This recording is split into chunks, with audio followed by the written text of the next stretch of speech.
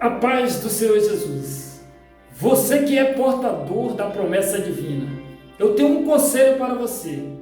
Nunca confronte a promessa de Deus com o estado que você se encontra. Porque o estado que você se encontra estará sempre dizendo a você que a promessa não vai se cumprir. Pois Deus, Ele só faz uma promessa quando nós estamos em situação de desvantagem. Para que quando a promessa se cumprir, a gente não atribua o cumprimento da promessa aos nossos esforços. Nós devemos ter em mente que Deus só faz coisas que a gente não consegue fazer. As promessas de Deus são tão grandes que elas só podem acontecer mediante milagres. Quando Deus chama Abraão para fora da tenda, no capítulo 15 de Gênesis, versículo 5, Ele chama Abraão e Ele diz para Abraão: olha para o céu, conta as estrelas, se você consegue contá-las. E Deus falou assim para ele: olha, assim será a sua descendência. Quando Deus proferiu essa promessa a Abraão, Abraão tinha uma esposa estéril. Se ele colocasse frente a frente o seu estado com a promessa, ele poderia não alcançar aquilo que Deus estava prometendo. Ele não olhou para as suas circunstâncias. Ele apenas acreditou no que Deus estava falando. Tem gente que acaba cometendo esse erro que é gravíssimo. João Batista, quando foi prometido a Zacarias, o anjo Gabriel falou para o pai dele, para Zacarias: você vai ter um filho. Sabe o que ele respondeu para Gabriel? Como será isso? Se eu sou velho e a minha mulher avançada em idade. E Zacarias tinha uma esposa também que era estéril. Ou seja, ele colocou frente a frente a promessa com o estado em que ele se encontrava. Esse é um erro que a pessoa que recebe a promessa de Deus não pode cometer. Se Deus libera uma promessa para a sua vida, quem se carrega de cumprir a promessa é Deus.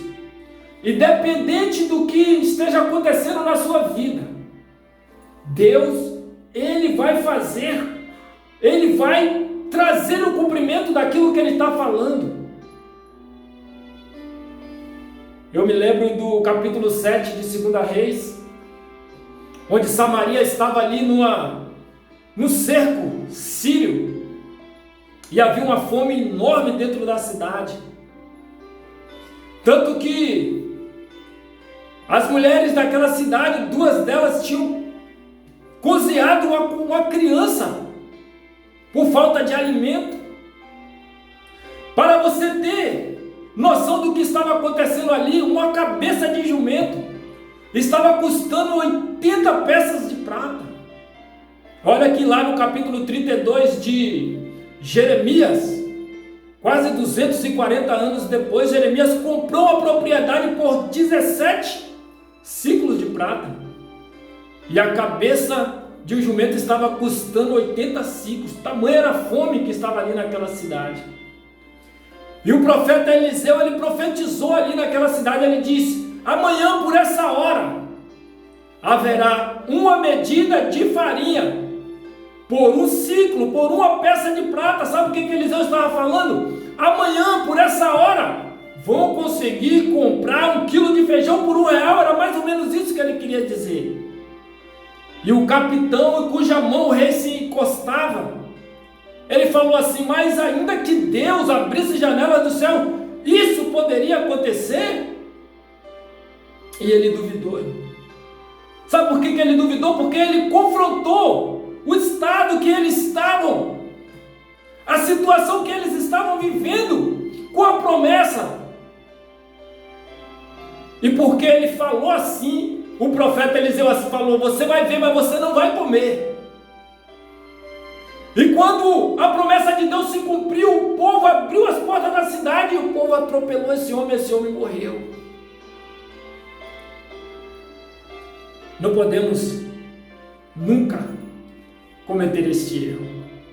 Se você tem uma promessa de Deus, Ainda que você esteja em situação desfavorável, acredite naquilo que Deus falou para você. Porque Deus, ele não vai deixar a palavra dele cair por terra. A Bíblia diz: assim como a neve e a chuva descem dos céus e para lá não tornam, antes regam a terra e a fazem produzir e brotar, e dá semente ao semeador e pão ao que come, assim a minha palavra, diz Deus, ela não voltará para mim vazia, antes fará o que me apraz e prosperará naquilo para que a enviei. Se você pegar o capítulo 7 de Juízes, no versículo 7, Deus fala com Gideão assim: olha, com esses 300 aí, eu vou livrar Israel das mãos dos midianitas. E os midianitas estavam como a areia da praia, junto com os do Oriente e junto com os amalequitas. A Bíblia diz que eles eram multidão como a areia da praia. Mas Deus cumpriu a promessa dele e deu um grande livramento a Israel e libertou Israel das mãos dos midianitas. Se Gideão tivesse confrontado, se ele tivesse colocado a situação, o estado que ele estava vivendo, com a promessa divina, ele não iria nunca alcançar a promessa. Precisamos estar atento a isso, para que a gente não venha cometer este erro. Você que está nesta mensagem, que ouviu essa palavra e ama a obra de Deus, é temente a Deus, dê o seu like, ajude na expansão do reino de Deus. Se não é inscrito, faça a sua inscrição. Não esqueça de ativar o sininho e marcar a opção todas, para que você venha alcançar todos os nossos conteúdos. Que Deus possa abençoar a sua vida, que Deus abençoe a sua casa.